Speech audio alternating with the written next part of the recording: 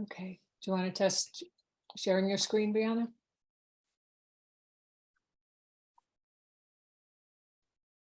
So I thought that Stephen was going to introduce and then you were going to put Okay. your screen up to go into the Okay. presentation. That's fine. So I think we're ready to go. Awesome. Well, yeah, I just want to welcome everyone once again. My name is Stephen McCluskey. I work at the Cape Light Compact, and just want to say thank you to everyone for your time and interest in being an energy ambassador for the FCEN Energy Cafe series, which is a community outreach initiative funded through the Mass Save Community Education Grant. And so we're happy to provide this training session for you, and hopefully you will find today's information valuable and insightful in educating and informing you and the people you'll meet at the energy cafes about energy efficiency and the program offerings on the Cape. So I want to acknowledge, thank, and introduce Susan Starkey of Yarmouth. She's here today. Yep, see Susan right there. She's a leadership coach, co-director of the Faith Communities Environmental Network, and a board member with the Cape Cod Climate Change Collaborative. When fellow 5Cs board member Maggie Downey sent a notice to nonprofits and grassroots groups announcing the community education grant for Mass Save, Susan immediately recognized an opportunity for FCEN to advance its eco-justice outreach. So thanks, Susan. And Thank Susan, you. yeah, 2 thumbs up. And Susan recruited Rosemary Carey of Falmouth to write the grant and direct the program. So Rosemary is a freelance writer and organizer with 350 Cape Cod and the Falmouth Climate Action Network, and is also a 5Cs board member. So Rosemary, with that being said, I will turn it over to you. Thank you so much, Stephen.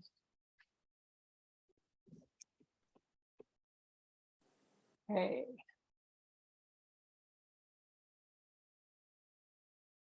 Okay, so good morning, everyone. Thank you so much for being here to support FCEN's Environmental Cafe and Environmental Justice Initiative. It's great to see familiar faces and so many new faces too, and I look forward to working with you all.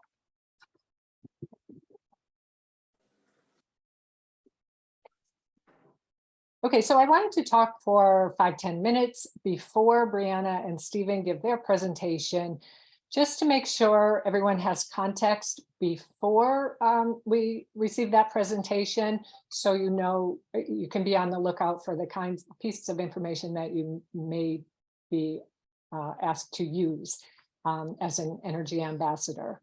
I also wanted to review why the grant, areas of focus, what do we mean by an environmental justice community, what your volunteer role is asked of you, and the time commitment and timeline and next steps. So as Stephen said, this is an educational grant from Mass Save sponsors, Cape Light Compact and National Grid. And the purpose is to promote awareness and increase access to no-cost energy efficiency programs, discounts on utility bills, and other services.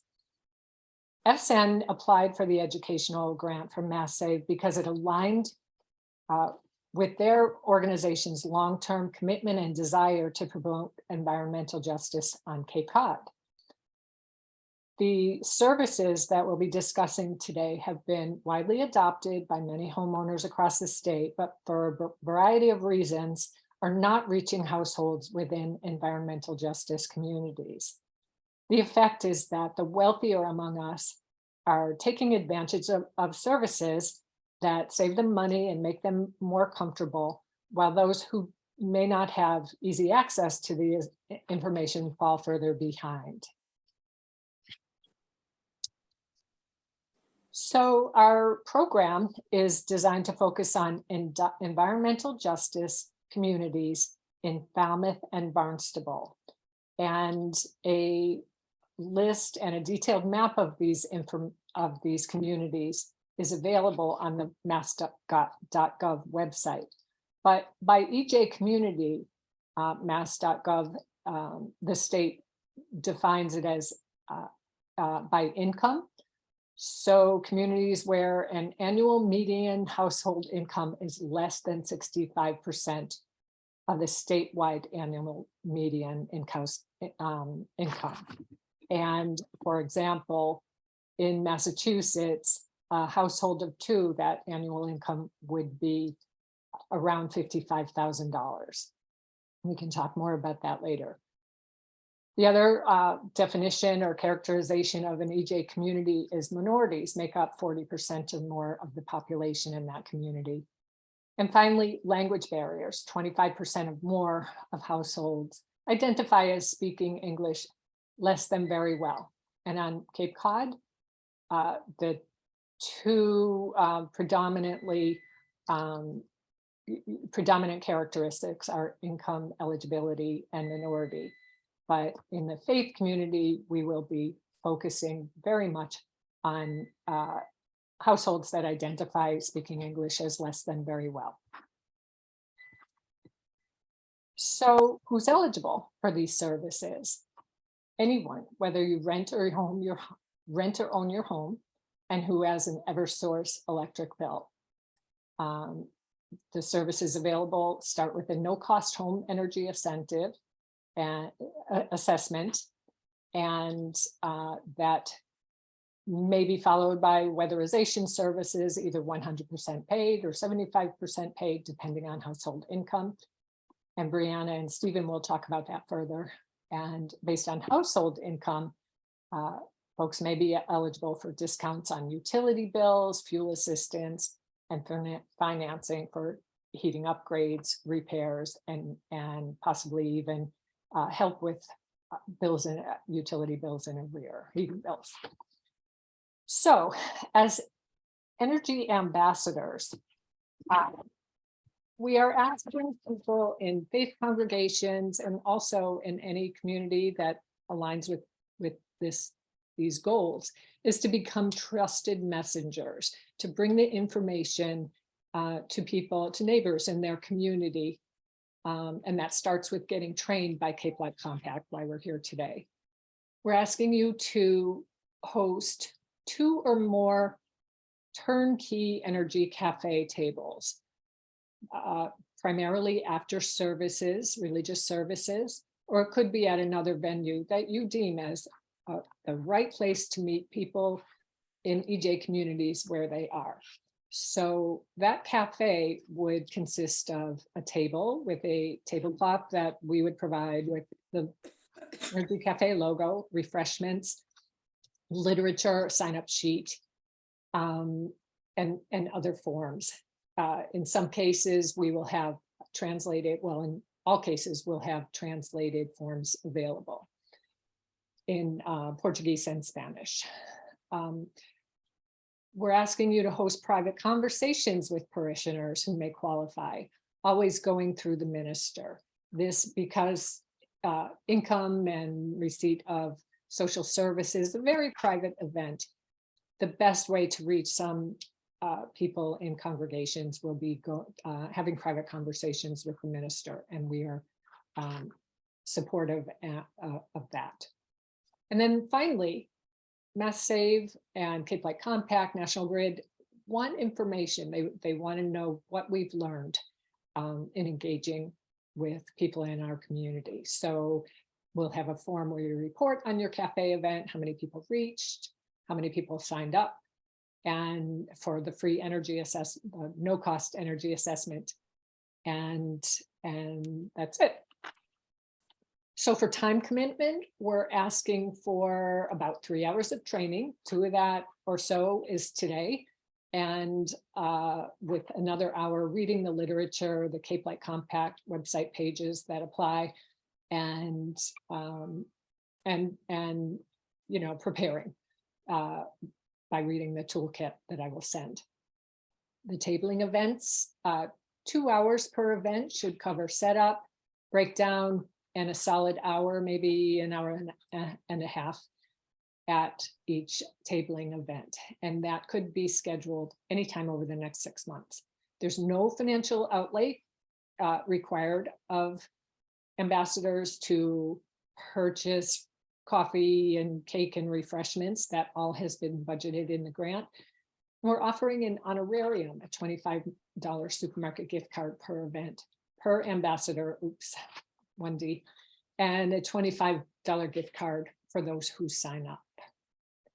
So, but I think for most people here, the main benefit is knowledge that you are increasing equity in your community, helping people save money on their electric bills that they can use for other necessity and heating bills for other necessities, and reduce their carbon footprint, be more comfortable in their home, etc. So after we complete the ambassador training today, this Zoom recording will be available for review. And we have talked about scheduling a Q&A session with CLC later. That date will be determined, probably sometime in January.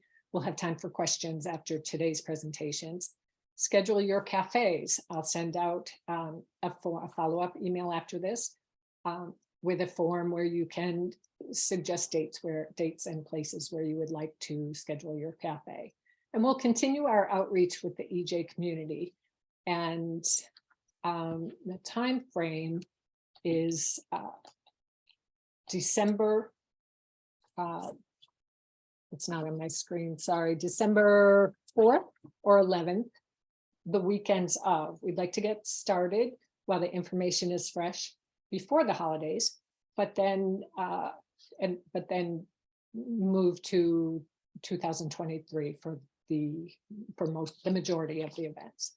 So that's it. I know people probably have questions right away, but I would ask to hold them or put them in the chat, and we will get to them after Brianna and Stephen present. So with that, I'll stop sharing and go back to regular mode.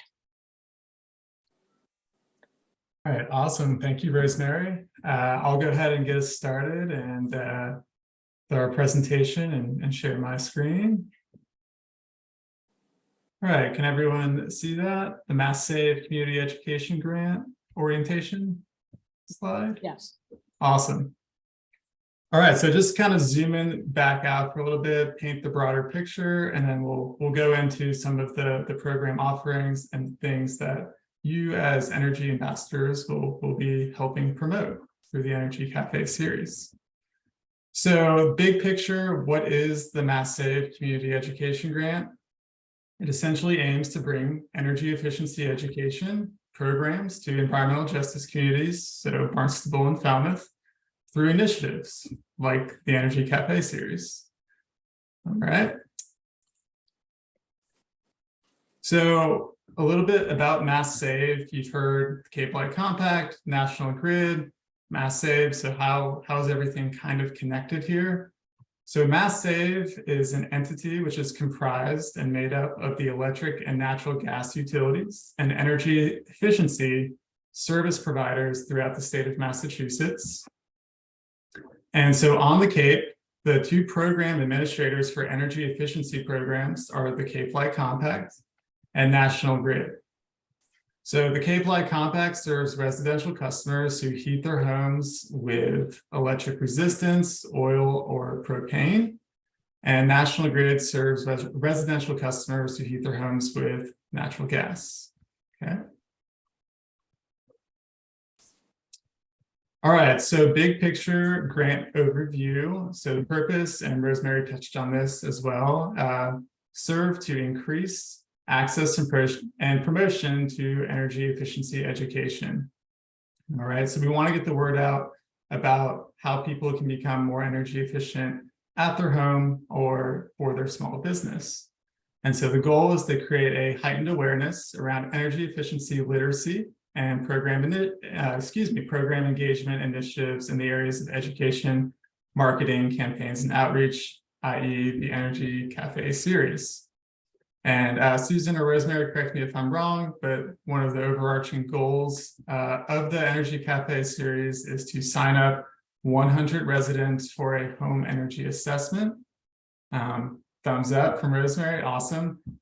So we'll talk a little bit more about what a home energy assessment is and the information that you can tell people you talk to equip them with all the information that they need. So here's a list of the target populations or the group of people that Mass Save are prioritizing through the community education grant.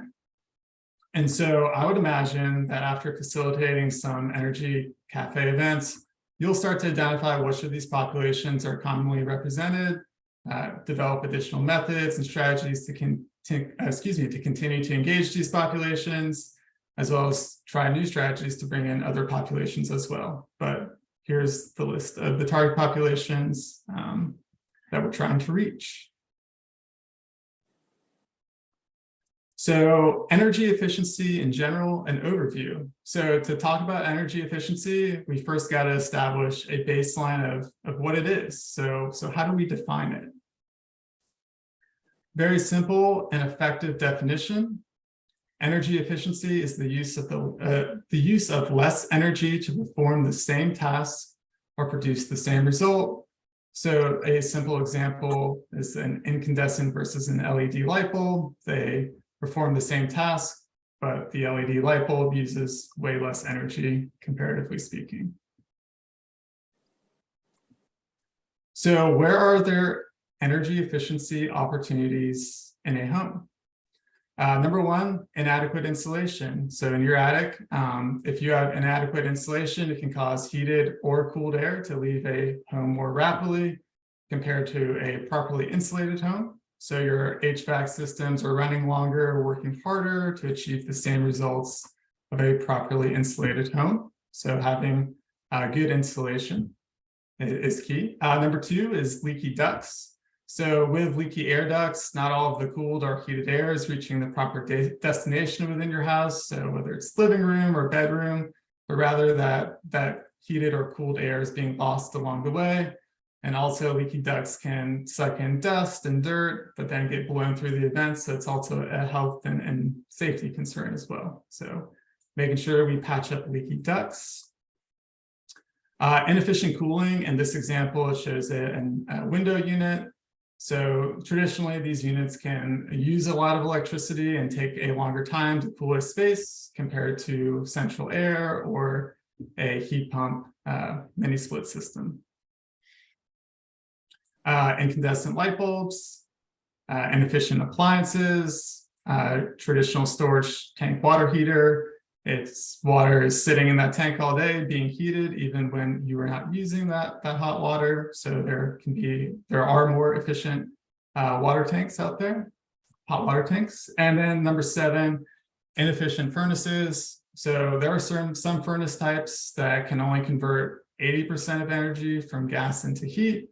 And then there are other more efficient furnaces that can convert anywhere between 90 to 97% of gas into heat. So using less fuel to achieve the same heating result in a home.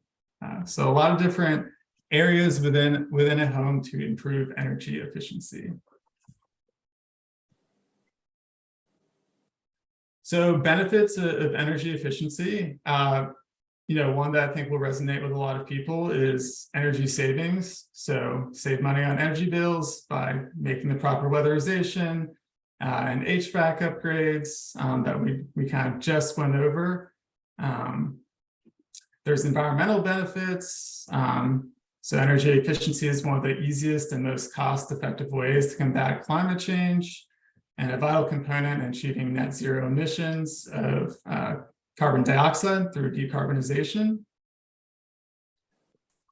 Community benefits. So energy efficiency programs improve community resilience and address energy equity by bringing efficient, cost-effective technologies and infrastructure to underserved communities and populations. And also these communities can be disproportionately affected by air pollution and have a higher energy burden, which essentially means their percentage of, of gross household income spent on energy costs is a lot higher. Sorry about that. There are also resilience and reliability. So energy efficiency can reduce strain on the grid and allow utility companies to more effectively produce and manage energy. And then there are health benefits. So reducing fossil fuel use overall results in cleaner air, water, and land, all of which directly affect human health. Okay. So a lot of good stuff here. So transitioning over into specific programs, we're going to talk about the residential programs first. So a wide variety of residential energy efficiency programs and solutions exist and are available for Cape residents. So for today, we're going to kind of focus in on the residential coordinated delivery program, which includes the home energy assessment that we previously mentioned. We'll also touch base on income eligible and tap into retail, which covers rebates on HVAC equipment, appliances, things like that. And also highlight the Mass Save Heat Loan, which offers 0% financing to support certain energy efficiency upgrades. So coordinated delivery, the hallmark of this program is the home energy assessment. It's also the avenue that a lot of people will begin their energy efficiency journey with. And so just to reiterate, one of the main goals of the Energy Cafe series is to sign customers or sign residents up for a home energy assessment. So let's learn a little bit more about those. All right. So home energy assessment, you also hear it referred to as an HEA. It's available to renters and homeowners. It can be done virtually or in person. And they are offered at no cost as qualified residents pay into the program via the energy efficiency fund that they'll find on their Eversource electric bill. So residents are already paying into this service, this program. So how do you qualify? As Rosemary said, you have an active Eversource electric account in your name. All right, that's it. And so the purpose of the home energy assessment is really to help residents identify energy efficiency upgrades that will reduce energy bills, increase their year-round comfort, and create a healthier environment. So what a resident should expect during the home energy assessment. So you sign up, you'll schedule your home energy assessment on a date, and then you'll have an energy specialist that will come out to your property. The duration of the assessment, depending on the property, typically takes between 1 to 2 hours, maybe budget a little bit extra time just in case. And so during the home energy assessment, the energy specialist is going to inspect your house, your property, identifying any cost-effective energy efficiency recommendations. So they're going to look at your insulation. They're going to look to see if you have any cracks in your foundation or in your roof, attic, for any air sealing measures. They're going to take a look at your appliances, water heating systems, our water heating system, HVAC systems, and windows. Also, they might provide you with instant saving measures. So provide you with advanced power strips that day. Also install low flow shower head and faucet aerators for you to reduce water use as well. And they're also going to conduct a combustion appliance test just to make sure your systems are operating safely and efficiently. And so during this assessment, residents are free to ask the energy specialist any questions that come to their mind. They're welcome to shadow the energy specialist throughout the house if they choose to do that, or they can take a more passive approach and just be hanging out in their living room or kitchen if they want. So it's really up to the customer, to the resident, to decide how they want to interact with the energy specialist while the home energy assessment is happening. So after the home energy assessment, the customer is going to receive via email a home energy report. The home energy specialist will also spend time talking with the resident before they leave about what they should expect on this report. But essentially, this report is going to highlight the recommendations that the energy specialist found.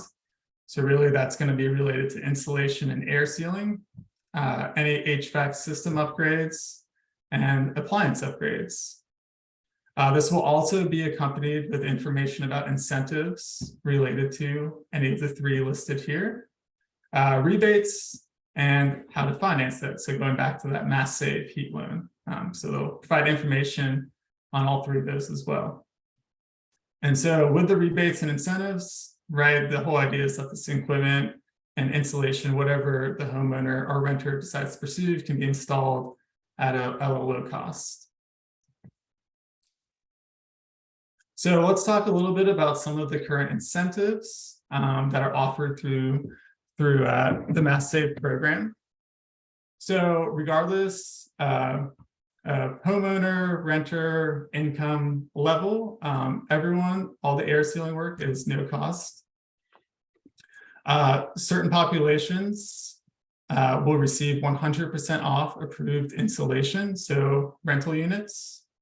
All units in 2 to 4 family buildings are eligible for 100% off insulation if all units decide to move forward at the same time. Moderate income households are also eligible for 100% off insulation. If you look to the right, you'll see the enhanced residential program, and you'll see the range of household income. So let's say there's one household member. If their income falls in between $42,412 through $56,548, they would be considered a moderate income customer and could qualify for that 100% off insulation. And then also residents who fall below 60% of the state median household income would be considered and eligible for our income eligible program, and they are also approved for 100% off insulation. If you are above 81% of the state median income, you will receive 75% off insulation, or you qualify for 75% off. And also owners who owner-occupied units in 2 to 4 family buildings, if acting without any participation of other units, are eligible for 75% off insulation. So the energy specialists, as they go throughout, when they're conducting the home energy assessment, they might find certain barriers that would prevent them or prevent you from pursuing weatherization. So some of those barriers could be knob and tube wiring, asbestos, excessive moisture, or improperly invented heating equipment. However, this program also offers incentives to remove and remediate those barriers. So if you qualify for moderate income, you can receive incentives up to $7,000 to address these. And if you're a renter in a 2 to 4 unit property, you can receive incentives up to $5,000. And that picture on the right there is an example of knob and tube wiring. You can see the exposed wire, and you don't want to put insulation over that, as that would be a fire hazard.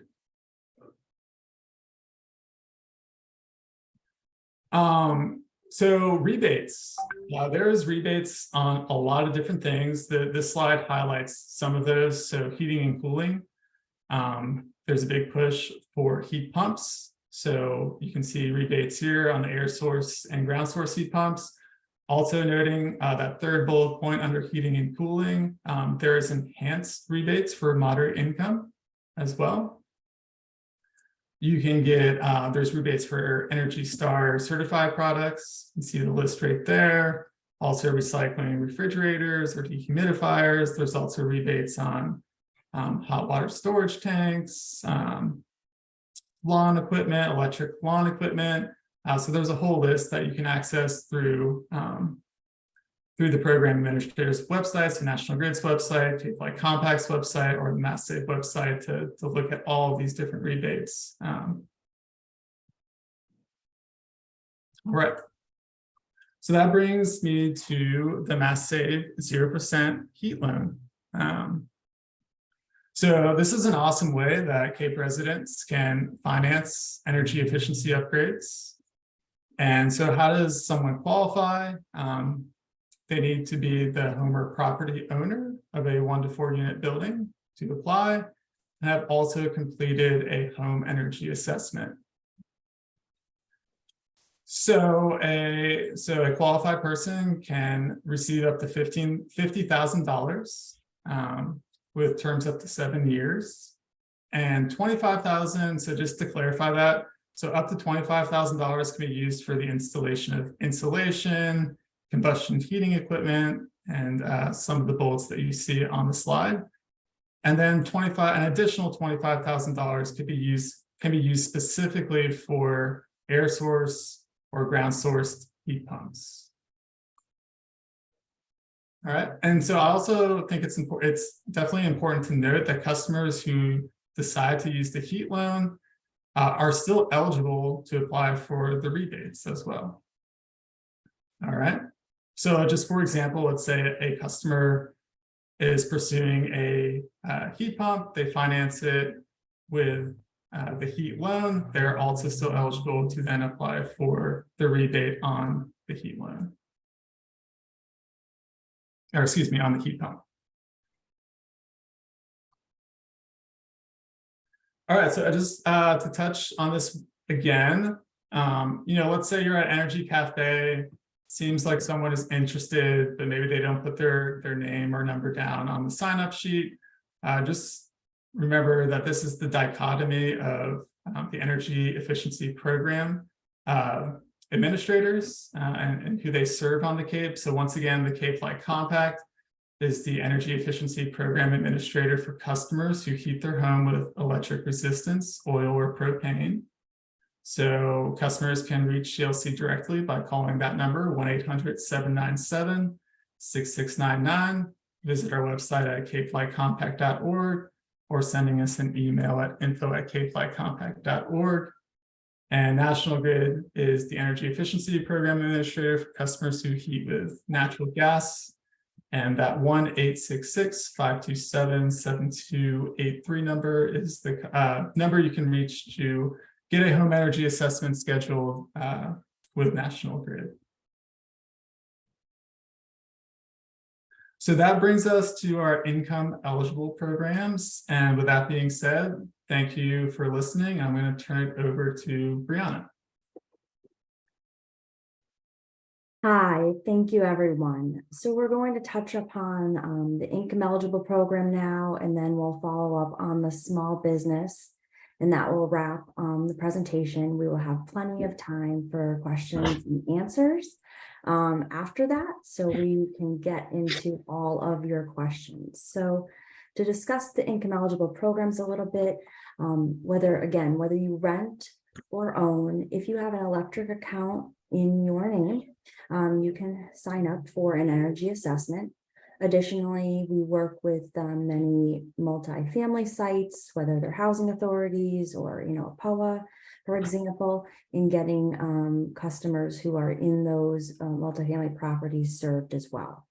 So one of the income qualifications is that if someone is on a discount electric or natural gas rate for their bill, if they qualify for things like fuel assistance or food stamps, SNAP, that also qualifies someone for the discount rate. I'm showing some income levels here so that people have a better understanding.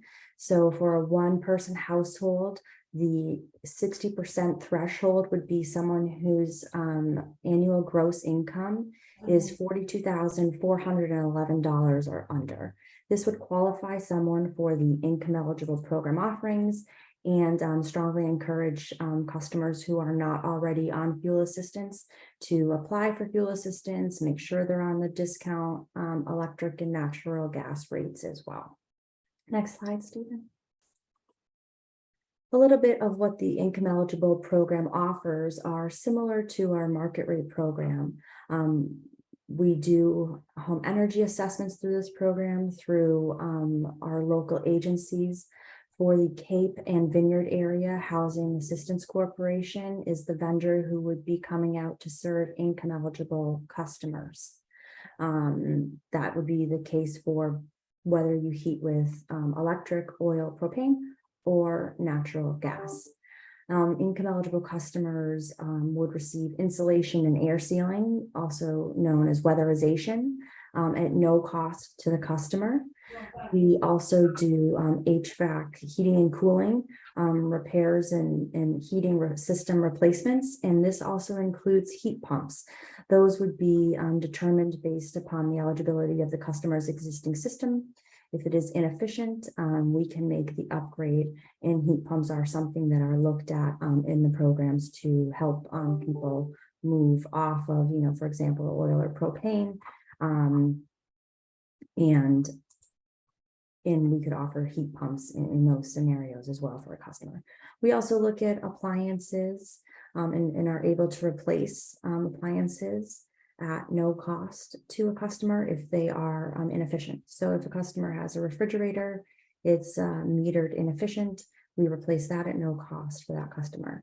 If there is an older dehumidifier and it is deemed inefficient during the home energy assessment, that can also be replaced along with a number of other items. So really beneficial for customers who qualify for the program to make sure that they are getting income verified, or if they're already on the discount rate, really making sure that they avail themselves to these incentives. Next slide. Now, at times we know that there are some barriers that might hinder moving forward with energy efficiency, and health and safety are very important to all of our programs, and that's no exception for income eligible customers. There are a number of barrier mitigation funding available to address things like knob and tube, moisture, if a roof is in dire needs and we would want to make energy efficiency upgrades. The program does look at being able to replace roofs. Those are all items that are covered, again, at no cost to the customer and facilitated through the vendors, Housing Assistance Corporation, in getting contractors out to help remediate the work that would then allow for the energy efficiency improvements to be made. So both National Grid and Cape Light Compact offer these mitigation efforts. Next slide. We're sharing this information. We think it is extremely important that, when you're out possibly talking to customers that may income qualify, that they have all of the ways in which they can move forward to make sure that they are on a gas or electric discount rate. If they have questions on fuel assistance, there's also helpful phone numbers here for a customer to call, as well as websites if they so choose to go about that way. If a customer's concerned about, piling bills that haven't been paid for their utilities, the utilities do have an arrearage management program. They can be contacted at those numbers above. And then there is also some rental assistance programs that are available in the community to help customers who are in need. So again, really great resources available for income eligible customers. Strongly encourage program participation to see how we can make ways to make energy efficiency improvements happen equitably for all customers. And in this demographic, again, the services that would be recommended during your home energy assessment are provided at no cost to the customer if they qualify based upon income. And then go on to the small business program. As a quick few slides on the small business offerings that are available to customers. This is part of the education grant. So for small business assessments, many of the businesses on the Cape and Vineyard fall into the small business category. Pretty much everyone. The large customers are, the hospitals, those are customers that would not necessarily qualify, but there are really robust incentives to encourage small businesses and help them with their electric and natural gas needs. So there are the availability to also have a kind of similar home energy assessment conducted at your small business, but it's called the small business assessment. There are incentives of up to 70% offered to a customer based upon the recommended measures. Many of you may be familiar with a big focus on lighting. that a lot of small businesses have availed themselves to. But we do controls, refrigeration, restaurant equipment. All of those things could be looked at during their small business assessment, and they're provided with recommendations and next steps on how to move forward to implement those energy efficiency measures. And so this is a little hard, but if a customer really has a question like, well, are you sure I qualify as a small business? Their annual usage needs to be less than 1.5 million kilowatt hours a year. So most customers are using quite a bit under that threshold. So just kind of wanted to touch upon that piece as well.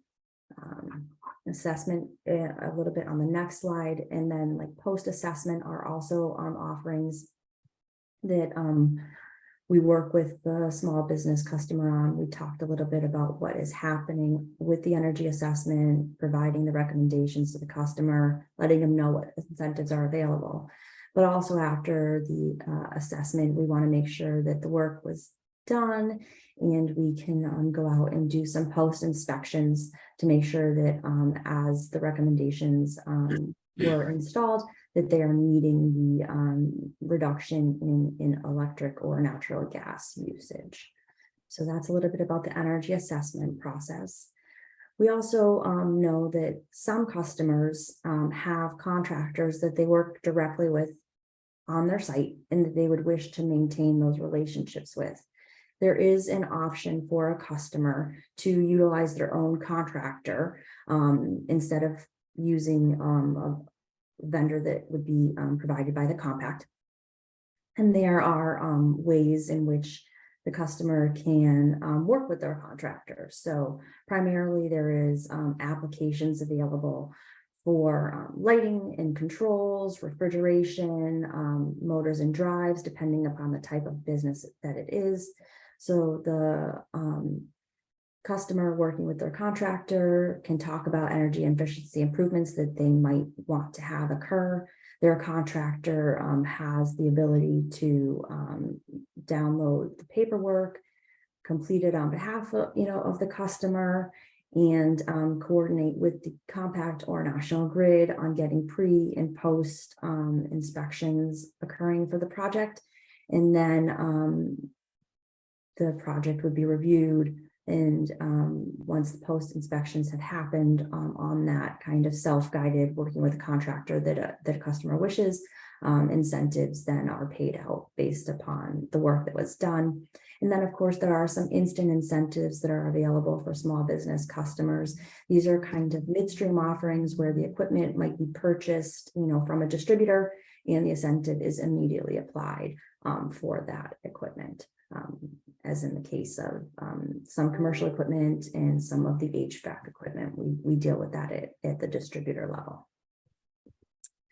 So that gives you a high-level overview of our programs. We now have time to tee up any questions that people may have. I do want to remind everyone that all of this information will be shared with you. We don't expect anyone to be subject matter experts. That is what the compact and national grid are here for, as well as the vendors that work in the programs. We think that you having, a good broad understanding of the energy efficiency programs is really helpful. Being able to answer and direct customers, to the right area to find out additional information.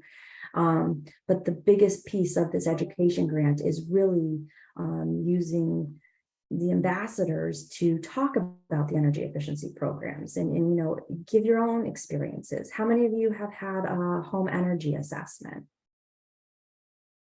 Great. So you kind of have some real firsthand knowledge of how it worked in your home. What worked, what didn't work, what you might want to share with a customer. And that is really, what we find to be the biggest benefit is someone who's participated in the program and is getting out information to others, word of mouth. So there was a ton of information shared here. We're happy to go through and answer questions that you have. We are very excited that you are all embarking on this effort to share about energy efficiency with your congregations. So I will end it there and open it up for questions, unless Stephen or Rosemary or Susan want to say any ending notes. Yes, thank you, Brianna and Steve. That was really great.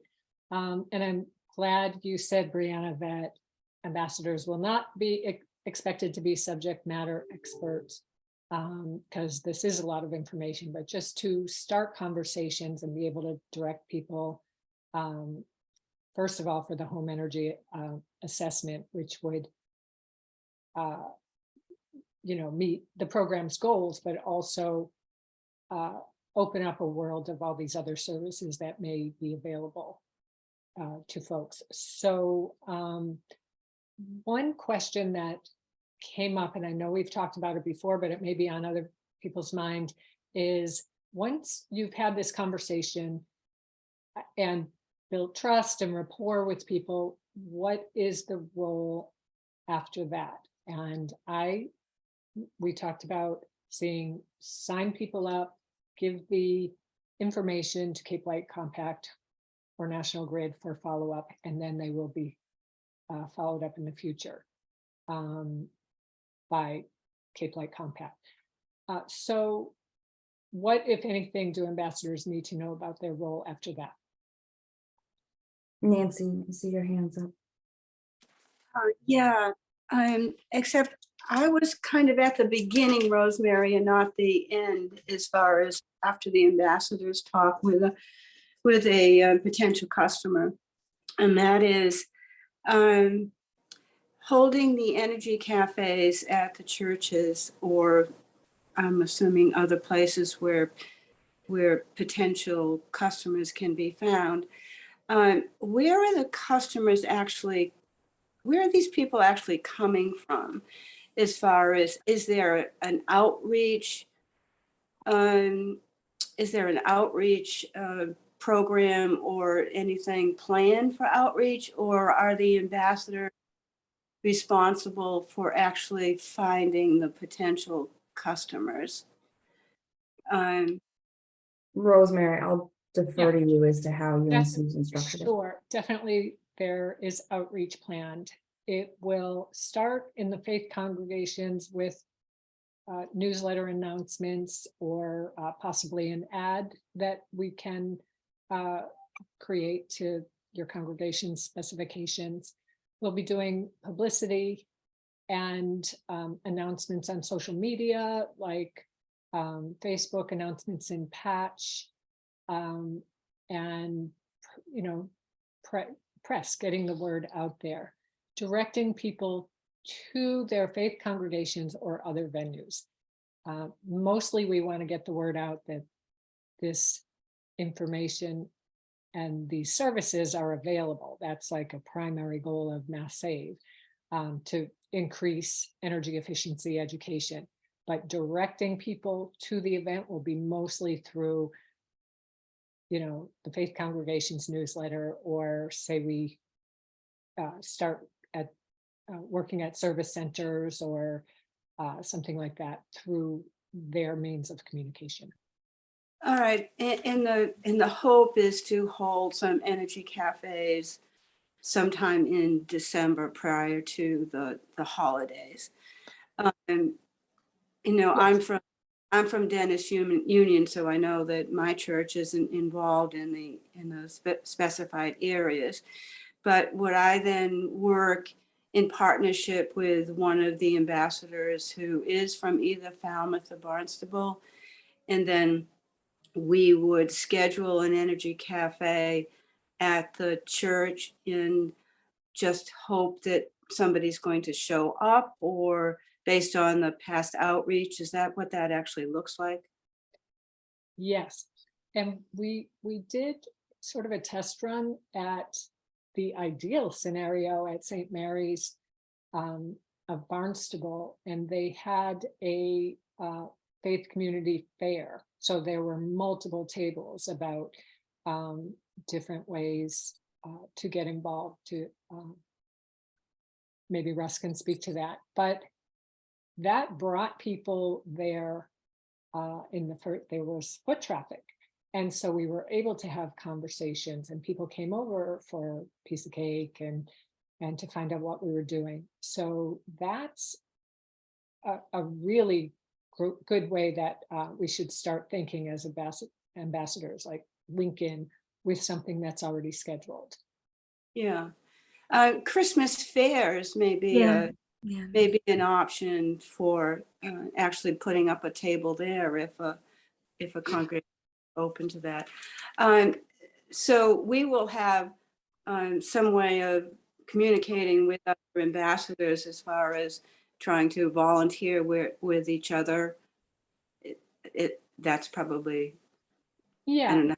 I will connect people if you let me know your ideas, and if I find out you Falmouth wants to host one on, say, December 8th. I'll do the connecting. That's my role. Yeah. So we're trying to make it as effortless as possible on the coordination and communications for energy ambassadors. Everything you need, like reference materials, we have some paper. We're trying not to go crazy on paper, but it's really useful at a table to have, a flyer like this. What is a home energy assessment? And you'll have that. And in non-native English speaking communities, we'll have that translated as well. And hopefully people who, speak that language too. So Portuguese and Spanish speakers are especially needed. Okay. And I think it's, Natalia has her hand up, and that she may be able to add to the answer I just gave. Okay. So Nancy made a great point, because I know there's a Christmas fair at my church every year that's probably coming out beginning of December. And there's the Christmas stroll in Main Street. That's a huge audience there. And I am participating at a Christmas vendor market. I don't know if you heard about a nonprofit organization that opened up through the pandemic, Amplify POC. So they do vendor markets, and I am tabling for my company. That's December 9th. So I can share the Christmas fairs that I know of. I know I work for the Cape Cod Council of Churches. So the Federated Church is doing a Christmas fair this Saturday. There's many Christmas fairs happening around town this Saturday. I know that's very close. Mhm, mhm. But I think if we join, because I know there's a breakfast at my church for the American Mass that happens after church. I think it's after the 9 a.m. Mass. There's a breakfast that already happens at like a coffee time with continental breakfast. So that's a possibility. Mhm. These are great ideas. So that's what I will be looking for from you and other ambassadors.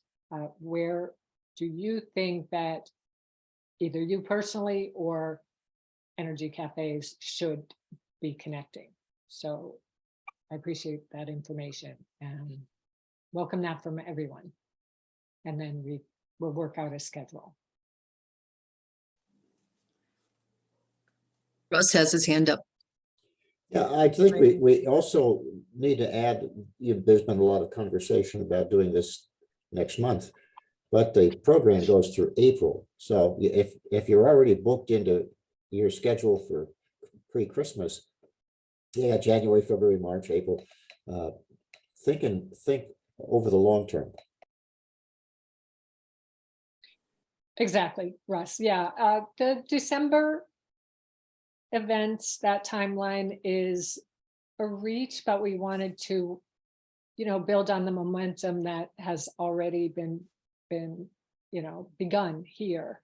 And so, yes, this program will last at least 6 months, can last the full year, according to Massey with the grantor. So we just, would like to move ahead, and we've done one test run so far at St. Mary's Barnstable went very well. We learned what kind of questions came to us, and they were very different. People who have never had an energy assessment before. One gentleman was building a home and was unaware of any of the Cape Light Compact incentives. So, I was able to direct him to Cape Light Compact to take advantage of those. So that may not have been an income eligible person or environmental justice community member, but everyone is eligible. We're not turning down anyone who is interested in a home energy assessment. So it's all very worthwhile to be out there and increasing education on this. Susan? So I want to ask a second question, but just to clarify what I think we're all saying and what the intention of all this is we're in a discovery mode. Churches, Cape Light Compact has come to our different faith communities for years, and they've been great. They will come and table for us and get signups themselves. So Brianna and Stephen and team have done that for a long time. But now what the experiment is can we become trusted allies to folks who might not normally get the information, or it might be too cumbersome for them, or it might they're just worried about the barriers, or they tried it in the past and couldn't get through or something. So it might be, we have a lot to discover about how are we going to connect with the income eligible and other folks, moderate income, anybody within our faith communities, because we'll be known and trusted. And then Rosemary will connect us, like Nancy's asking about, with other faith communities in Barnstable or Falmouth if you live elsewhere, and to help you create relationships, whether it's inside of a faith community or, through another avenue to get to the folks that we most want to get to. But we're all in a learning mode. So nobody has done this better than Cape Light Compact. So that's why we're learning so much from them. But then we're going to discover other barriers that we can help each other from. So ultimately, we'll have many lessons learned about how to do this. But I want to come back later. I think Sarah's got her hand up next, but to Rosemary's question, while Stephen and Brianna are here, we really need to get the details of, so what do you do once you get somebody to sign up? So I hope we can come back to that. But Sarah, I know you want to speak. I have just one really quick comment, and that is, in education, you say something once, you say it again, and you say it a third time. So that's one thing. And then the other is, if you've had a home assessment and it was 3 years ago, have another one. So one assessment isn't necessarily going to do the trick. So anyways, those two educational ideas. Thank you. Susan, did you want to go? Oh, Natalia, you still have your hand up. Is that a new question? Yeah, so to the point of Susan, that's very interesting that you brought that up, because when Rosemary approached me was to come to, since I'm trilingual, to come in to the services, Portuguese speaking, the Brazilian and the Spanish speaking.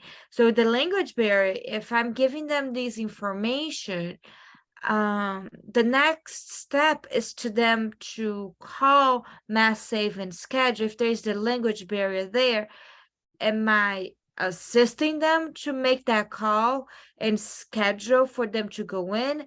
Is there a service of interpretation service that Mass Save has? Because if I'm giving them the information, but then they're limited English speaker, not able to call for an assessment, then there's no point of giving them the first head information if there is not going to be a liaison that's bilingual to bring them through that, making that appointment. Brianna, Sure. do you speak to that? Yes, Natalia, absolutely understood. The program administrators have been working towards making sure that a customer's journey is complete from start to finish. We are not fully there with the entire process, but if a customer does contact Mass Save, or the Cape Light Compacts call center, we do have language translation lines that we can get a translator on the phone for someone. That being said, however, the faith-based networks wish to kind of structure the, signups is something else that can happen. So if you had a customer in particular that didn't have someone that was at home that is fluent in English to help them along, and would be on making the phone call with them, if that is something that the faith-based networks want to consider doing and having, Natalia, I'm not volunteering you, but if you had a customer who really does not have that ability, and you wanted to help facilitate that for them to sign up for the home energy assessment, that is not a problem ever. To have someone, be on the line with them to help them through the process. We do and are working towards making sure that we have some ability to have a translated home energy assessment occur as well. So having a multilingual person available to do the home energy assessment. And so we are considering a lot of options. I will say that we are not fully there yet, because as we continue to move forward and make advances,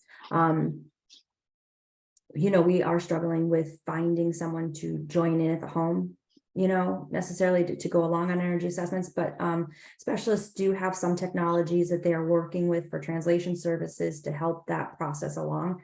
But the program administrators across the Commonwealth are aware and actually are just starting a language access plan evaluation. So we're getting there, but we're not fully there. But I hear you on what value does it provide, and that is something that we are currently working towards. But I also don't know what the volume is that we're talking about, because as much as these programs have been around, we recently at the Compact had meetings with a few members from the Brazilian community in Hyannis to start to kind of broach some of these topics as to how they might have contractors that we could hire to bring into the program. So we're working there. I just will say that it will probably be a little bit more hand holding as we move forward. Okay, no, just to see what's next, because when I start doing this tabling, this is gonna be the next question. Because what I have found in the community is that they need help. So because of the language barrier, if I'm giving out this information, they'll automatically ask me to help them to make the call in schedule. I Right. have done that for my family because Yes. my parents are limited English speakers. So I have called and scheduled assessments for them. And I came to the house the day of the assessment. So, and explained to them when it came the report. So they will, if we are presenting them in their own language, they will it might have someone in a family that is fluent in English that can assist them moving forward. But then just to keep that in mind, that they might need assistance to go through the process. It's not just the beginning, receiving the information. Thank you, Natalia. I would also say that we will continue to look for other ambassadors, maybe people who are bilingual who would be willing to be available for those home energy assessments by phone or whatever, like you would do for a family member. So that is a strong possibility too. So just getting the information out there first and explaining what we're trying to achieve, that may pique the interest of someone who can help in that way. And I see Russ has his hand up. You're on mute.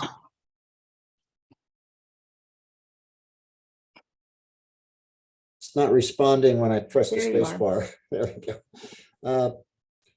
I don't know, I'm interested in how we make the initial contact. I mean, we're looking at faith communities that, particularly faith communities of color, or where there are significant people who are of moderate to low income.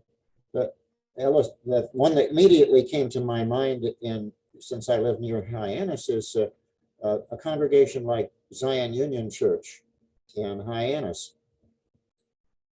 Are we as ambassadors the ones who would make the initial contact, call that church, which by the way also has a ministry in Brazilian, in Portuguese, but would we be the ones to reach out and make that initial contact to try to explain it to the pastor of that church what we're doing? I mean, how do we get our foot in the door, I guess is what I'm asking. So Rosemary, I will totally defer to you, but I just want to give the high level of, for the compact is where we're coming from on that education grant. How the faith-based communities work this out amongst themselves as to how you're going to be doing these tabling events is that process. Ultimately, in the Mass Save, program administrators, Cape Light Compact and National Grid for these areas, we kind of envisioned that it would be more of like what Rosemary was saying was, after services, there's things that happen at many of our churches, so that there would be a coordinated event where there would be a table, information would be shared with people as they were walking by. And again, while there is a focus on reaching environmental justice communities, we know that there's many people that still would benefit from the program regardless. You may not know where they are or fall within the income eligible or moderate income. They may not want to disclose that to you. So I think in general, just getting the word out about the programs and having that sign up sheet for the Mass Safe program administrators to follow up with is the biggest piece. I feel like there's a lot of questions right now on the process that FCEN is working on, and I want to make sure that you all have enough time to talk about that. But I also want to make sure that Stephen and I are available for the energy efficiency questions that you all may have. So Rosemary, I don't know how you wish to structure that piece of the training, that's what Stephen and I are here for today. Rosemary, you're on mute.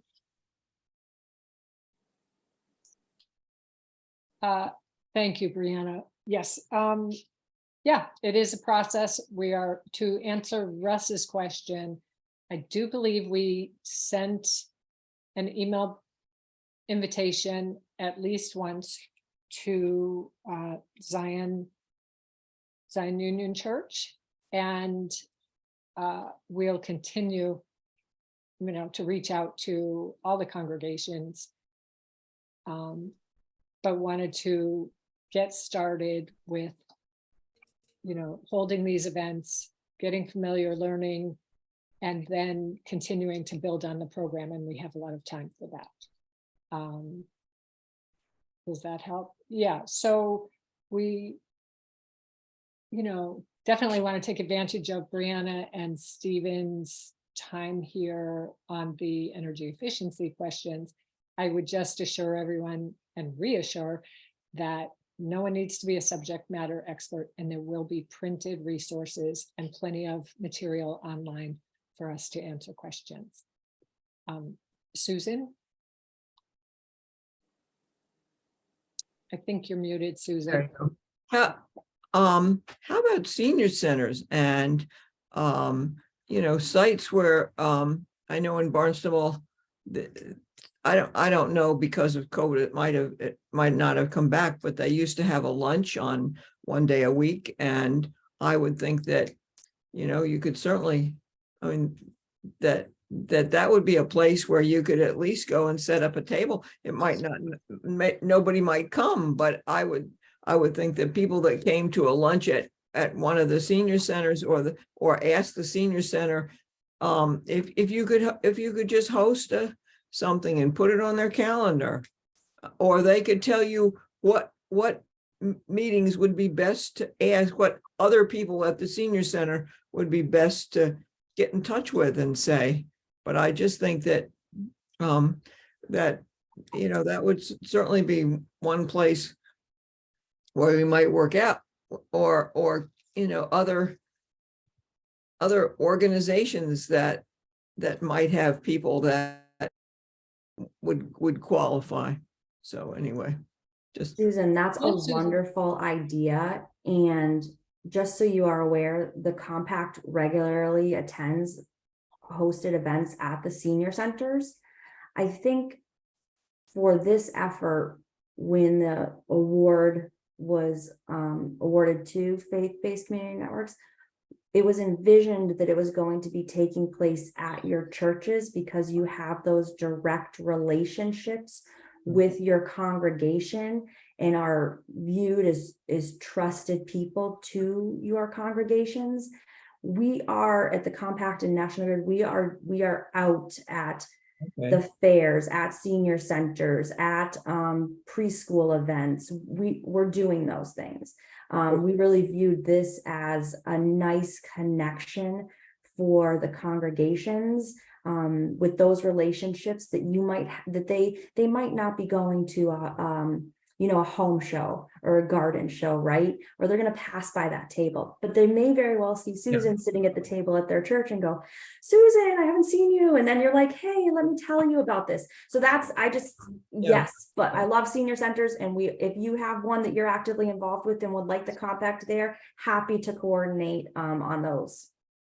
okay. And please let me know, and I'll, follow up on it, contact people at that center, make sure Brianna or Stephen aren't already doing something there. So I welcome all of those suggestions from ambassadors. We see you as the boots on the ground in your community, so you would know best where we should be meeting outside of faith congregations. Thank you. Nancy? Yes, hi. Brianna said something, not in her last comment, but the one prior to that, that sort of simplified things for me a bit. And so I just wanted to bring it up. And that was that, if I understood correctly, that our job is to introduce people to this potential assessment. And then we get their contact information, and then we hand the contact information to Cape Light Compact, who will then do all of the background scheduling and communicating with the people who are going to do the assessments and the inspections. Is that a fair understanding? Okay, yeah, that really identified our scope of work, I think, in a clear manner, in that where it begins and where it ends. But this is what we really need a few minutes on, if we could go into the detail, Brianna, of Sure. just, you picture us, somebody signs up and says, here's my email and here's my phone number, and then what, and then what, and then what, knowing that we will be hand-holding, not just handing it off to you. Exactly. And so that's, you'll have that maintained list when you bump into them again at next week's, service or at, the holiday bazaar or what have you, whatever functions are happening, and they can, and they say, I had that home energy assessment. I don't know what to do next. You can help continue to assist them through their energy efficiency journey. Again, that's where, no one expects subject matter experts, but having that broad strokes understanding of the program is key.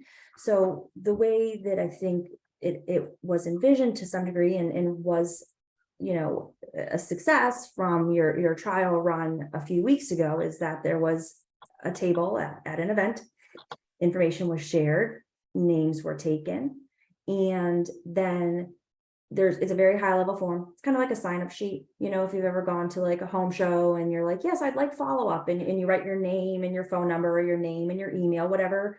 And someone might go, I'd like follow up, but I'm going to follow up directly. you'll have information there for them to take if they want to, but you can kind of go, hey, we did have someone who was interested and they did take a pamphlet.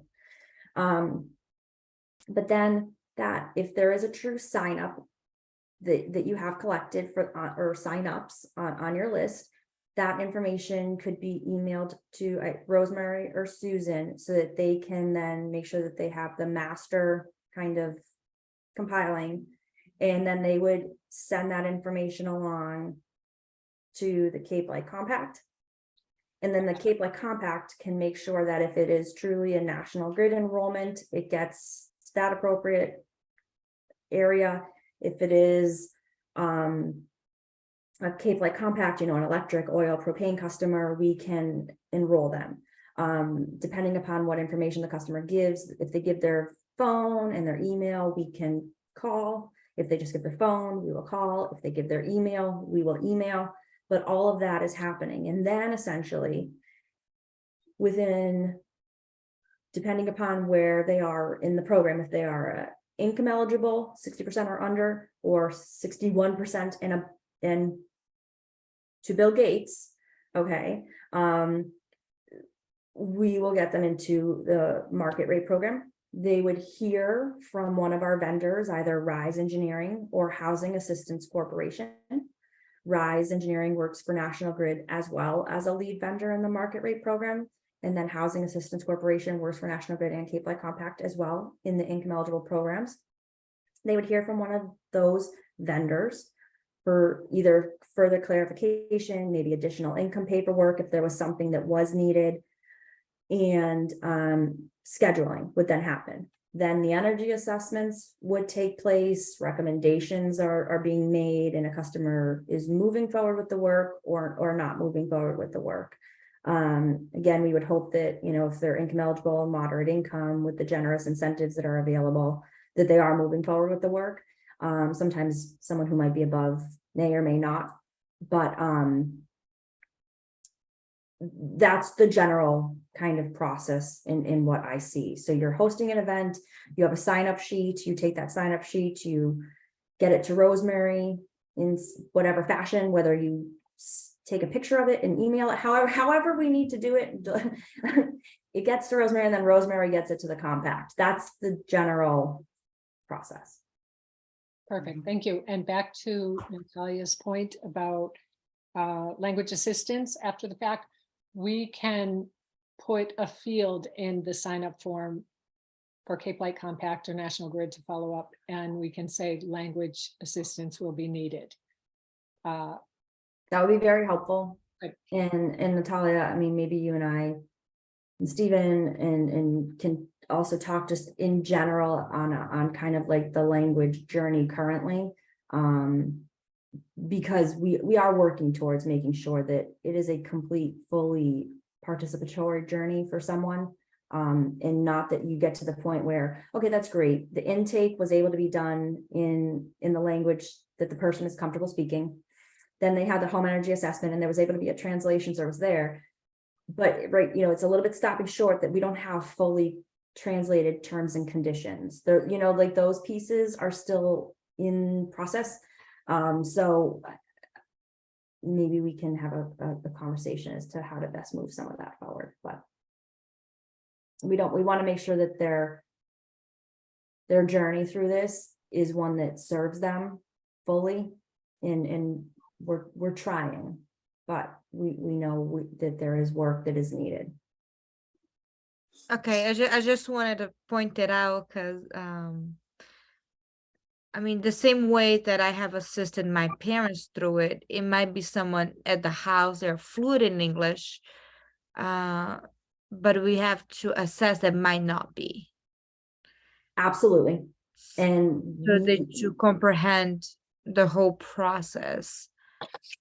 and in knowing that, depending upon the situation, the Cape Light Compact might have some solutions that we can offer. Okay. As we move forward on this. And yes, I agree. We have staff that has helped translate certain things for their parents when they were younger. I know my mother did it for my grandparents. So we totally understand that it is not a complete journey, and but we would love to learn from what's coming in from the faith-based communities on this, because we really do feel that there is a demographic that we aren't reaching, and this would really help us to facilitate processes to make it better for our Portuguese population in particular that we know of, that we've started to have conversations with on this. So thank you. I really appreciate it. Okay. Nancy has her hand up. Yeah, thank you. So as the ambassadors are conducting intake, are the ambassadors also going to be asking for income information and playing any role in determining whether or not that person is low income or moderate income? The tough one, Nancy. It's really hard, as I know you're aware, sometimes people don't want to disclose that information, at a public event. They don't want someone in their congregation knowing all of the details. We do ask those calls. We do have those conversations when we speak with the customer directly, and we then send them regardless, pretty much, unless they are 100% no, I do not qualify for something. We send them moderate income and income eligible paperwork as well, so that they at least see it during the home energy assessment. We share that. I think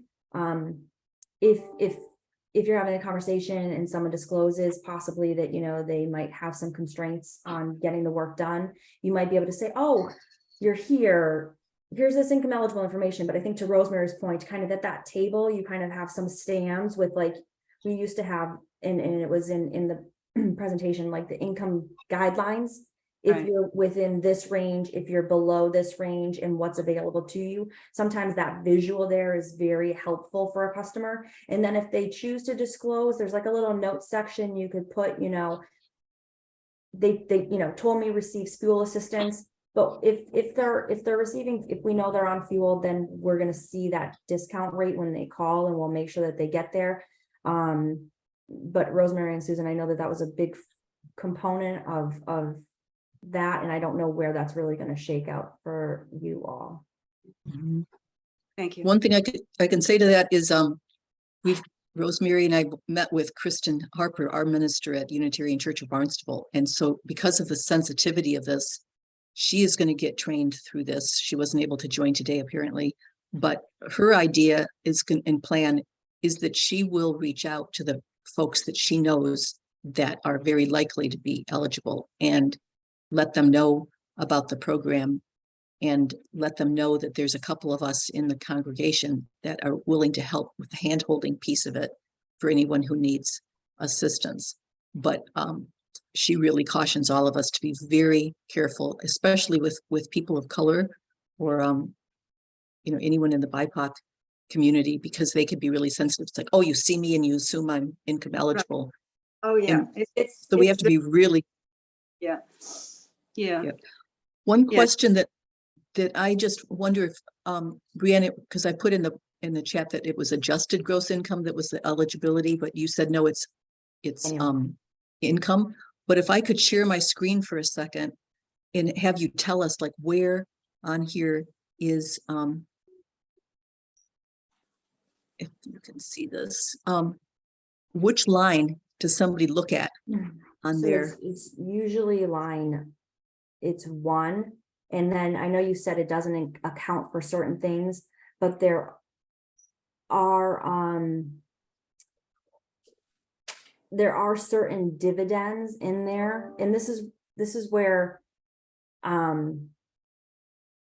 for our program that if someone is receiving Social Security benefits, those do get added to the income. Oh, they do. So it's not just your income without Social Security. So it's line 1. It's not, I was thinking it was line 15. Yeah, no, it is line 15, but there is a portion of Social Security benefits that get added to that line. So that's why it's a little different for the income. But a lot of times it is the truly taxable income, but that is not. It's more like 6B. Yeah, because it's, sorry, because they keep changing the forms. Right, so it's not gives the us- adjusted gross income. It currently looks like it is total income on line 9. And then there's on this form, it's line 9. And then you add in a portion of, like, for Social Security benefits, you add in a portion of that to it as well. So if you had someone that their total line 9 was 22,000, let's say, and then yet they had a Social Security benefit of the taxable amount, you add that back into it to get you get a different number. If someone had this is where it's very tough. You could have someone that qualifies for fuel assistance for 3 years, but finally they have to take that pension annuity, but they're forced to take it. That counts as income, and then that gets added, and they might be bumped off of fuel assistance for that year. Mhm.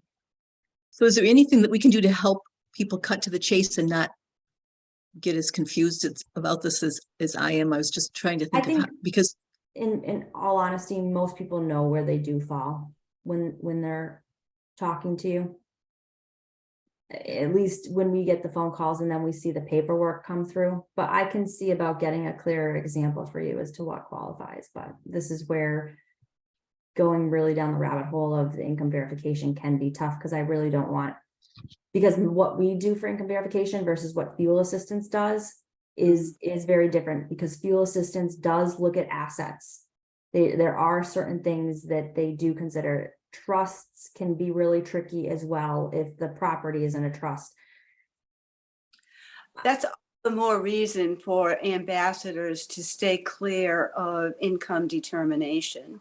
I think you're right in saying that we would just give the dollar amount set up according to the table with low and moderate income, and let people determine on their own whether or not where they stand. But then Cape Light Compact and the others would actually make the final determination, right? Especially when it comes to fuel assistance. Yeah. The fuel assistance is something that is even very tricky for me. Yeah. Because those assets do count. So if they were left a property and it's in trust, sometimes it counts. Other times, depending upon the total asset or how it is divided, it doesn't count. Lotto winnings get included in there that might bump someone off for a year. I mean, it's too tricky for the ambassador intake. Yeah, and we do have a handout, and we can make it a stand-up handout on income eligibility for number of members of the household and the income qualification. And ambassadors can help potential people understand that it is a process. The income eligibility is a process, and it will be handled at the Cape Light Compact level, and that's not our position. for our verification. For fuel assistance, it's handled at fuel assistance. That's and then National Grid, there is a process for that as well. Yeah. For the discount. Yeah. Susan, I wanted to call out your question on time frame. It's awesome. Basically, if we are receiving a list at some point on a Tuesday, let's say after the weekend is closed, Rosemary's gotten the list, she's sending it over to the compact. I would say within 48 hours, someone is going to hear from getting that list, kind of, at least from the compact, or how it's being handed off if it's not a compact customer. Then they're entered into our system, and there will usually be follow-up within another 48 hours, let's say, of a customer coming into the vendor. Income eligible is doing a little bit of additional layers of screening. So that time from when the housing assistance might receive the customer to when they're picking up the phone might be a little bit longer. They're going to be doing some things to check, like, is the customer on fuel assistance? Are they on this? Are there things that we need to also continue to help them on the journey with for doing some of the income paperwork? Then once the scheduling happens, so both programs are currently seeing about a 6 to 8 weeks. So we are currently scheduling into January for home energy assessments in both programs.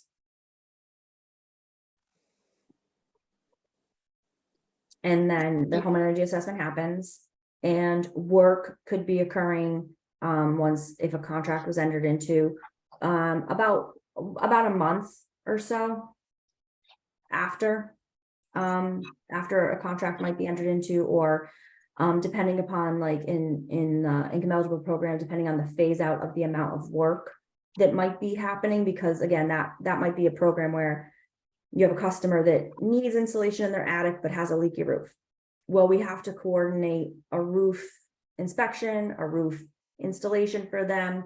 Then the weatherization work is happening. In the meantime, we're waiting on that refrigerator delivery to happen for them possibly, and a heating system upgrade, right? So that is it's all happening, but like from like a start to finish, it could be a number of months depending upon the work that is recommended for a customer.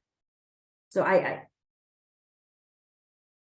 the phone call, least the we can- initial like, hi, we're following back up, we want to get a little bit more information from you, is pretty quick. The hi, we're scheduling you, also pretty quick. But then there is that like window of 6 to 8 weeks. I Great. want to be mindful of everyone's time. If anyone has to hop off and has a question, can they please let us know? Yep, and I can stay on for a little longer. Yeah, I can too. I'm in no rush, but I just want to be mindful of everyone's time. Susan, go ahead. Susan, I think you had a question. Nope. I think I'm good. Thank you. Well, it looks like it's a lot of material. I'll be sending a follow-up email, a copy of the recording, the toolkit that will be available. When I say toolkit, I mean electronic versions of what you'll actually have at the table. We can print those out for you, or you can print them if you prefer. We also have pens and bags from Cape Light Compact to help people attract people to your table. And we will be offering incentives for people to sign up, $25 supermarket gift card, which as soon as the grant financial arrangements are done, we will have those available. It may not be for December 10th, so we won't promote that fact until that's a certainty. And also a $25 supermarket gift card for ambassadors, one per each table to thank you. And I have the idea that possibly extend one also to a family member who would offer interpretation or language assistance during the home energy assessment. So we could work that out. And so that's where we are. Any last questions? Yes. Oh, Russ, hi. Yeah, hi. I had someone else from St. Mary's who was going to be here today and said she might not be able to make it, but would like to review the recording. When and how will that be made available? It takes a couple hours to download usually, and I can send it in the next couple of days ahead of time, and a more thorough information package to all the ambassadors. But anyone who needs the recording right away, I'm happy to supply it. There are a number of people who asked for the about 10 or 12 people who couldn't make it today, but are going to be watching the recording. So I'll get that out as soon as I can. And then we'll send over today's PowerPoint presentation, just refined a couple things, and we'll put it in a PDF form and then we'll make that available, or we'll send it to Rosemary. Thank you. Great. So you can, it's a little handy sheet to have kind of at your table sometimes where you're not going to go through necessarily like slide by slide, but you're like, oh, wait a second, I remember that got talked about. Let me flip to that page. And yes, they do that. So we'll send that along. Oh, and Rosemary, I'm just thinking of one question. So you're going to be available for some of the Sunday events, tabling events, especially at the beginning, That's right? my So first people idea. don't have to feel like we'll be without you. You can, Absolutely. Yes. If we have 2 tabling events on one weekend, hopefully we can stagger them Saturday evening services, Sunday. Yes, I have that as part of the plan. And I really look forward to it and appreciate everyone's interest. this is so exciting. It's really, even though some of it seems like it will be a light lift within our own congregations and a heavier lift to reach out to other faith communities. I'm confident we can get at least 100 signups and then really develop some new relationships with, like, St. Xavier's through Natalia, and maybe Zion Union and a number of other faith communities. So this is exciting. And the Compact and National Grid are both very excited to be able to support faith-based communities with this education grant. And, you know, again, Rosemary and Natalia, maybe a separate conversation to be had. Natalia, I have some ideas in addition to a few of the things that we talked about here today that currently exist. The Compact has, again, been trying to make connections to be able to offer some additional support for the Brazilian community. And this is, you know, something that I'd like to be able to follow back up with you on maybe some a little brainstorming is how to best serve as the program administrators kind of work through this language access plan journey that we're working on. So you maybe possibly be able to set up some time at your convenience would be great. And so thank you.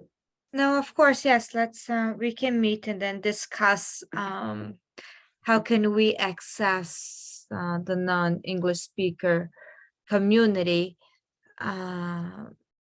Since I'll be giving that information firsthand, speaking to them, we would have to put a process in place of follow-up on their language to help Yes. them go through the process. And so maybe some of those, we have a separate conversation with Stephen and our income eligible analyst as well. And we can kind of make sure that some of those touch points in that journey is a little bit mapped for us. And then the Compact might be able to come in with some additional support services to help the customers along outside of the scope of this education grant. It's something that we've been discussing, and so that would be really wonderful. And then the events can happen knowing that you're not going to be handing a customer a translated piece of material, but then the rest of the process isn't. So yeah, lovely. Okay. Thank you. And Nancy sent me an idea through the chat that the ambassadors stay in touch and network. And I think that's an excellent idea. So maybe like a Tuesday afternoon or evening Zoom, something like that after an energy cafe, and an ambassador can report their experience, what kind of questions. I think that would really be helpful. Well, I I was kind of hoping that we might be able to meet prior to starting any of the tabling, because I'm kind of sitting on the outside once again because I'm from Dennis, and I don't know if there's some way that the ambassadors can network together so that we can partner up or make sure that we're using all of the resources that we have available to us as far as people are concerned. So is there a way that we could meet beforehand, or? We could. This Zoom was supposed to serve that purpose, but there's nothing face to face. So I really like that idea. Yeah. Can we talk about it offline And- Sure. Okay, Yeah, Thank you. absolutely. Great. Thanks. okay. Thank you, everyone. We will be in touch. Thank you for your interest and happy Thanksgiving.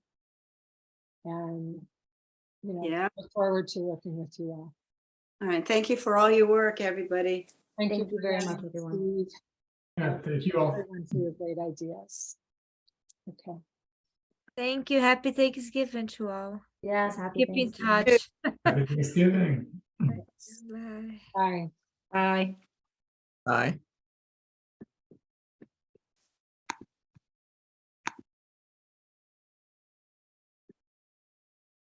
Thanks, So, Brianna.